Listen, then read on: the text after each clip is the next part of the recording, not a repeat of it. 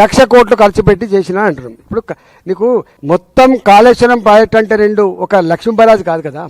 అన్నారం ఉన్నది, సుందిల్ల ఉన్నది, మిడిమానేరు ఉన్నది, ఒక అనంత సాగర్ ఉన్నది, ఒక రంగనాయక సాగర్ ఉన్నది, ఆ పైన మల్లన్న సాగర్ ఉన్నది, ఆ పైన కొండపోచమ్మ సాగర్ ఉన్నది, అక్కడి నుంచి బస్వాపురం ఉన్నది. గిన్నున్నాయి బాబు, వందల కిలోమీటర్ల కాలువలు ఉన్నాయి. ఏమర్థం చేసుకుంటారు మీరు?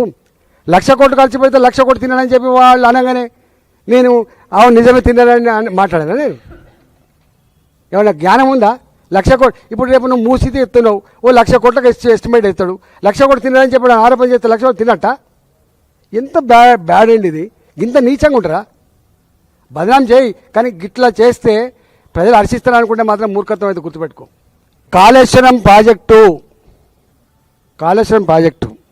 కొన్ని వందల టీఎంసీల రిజర్వాయర్లు, కొన్ని వందల కిలోమీటర్ల పైప్ లైన్లు, కొన్ని వందల కిలోమీటర్ల కాలువలు, పదుల సంఖ్యలో టన్నల్స్, మోటార్లు, పంపులు, కొన్ని పెద్ద పెద్ద టవర్లు, ఎలక్ట్రిసిటీ టవర్లు, పెద్ద పెద్ద లైన్లు అనేకం ఉన్నాయి కదా.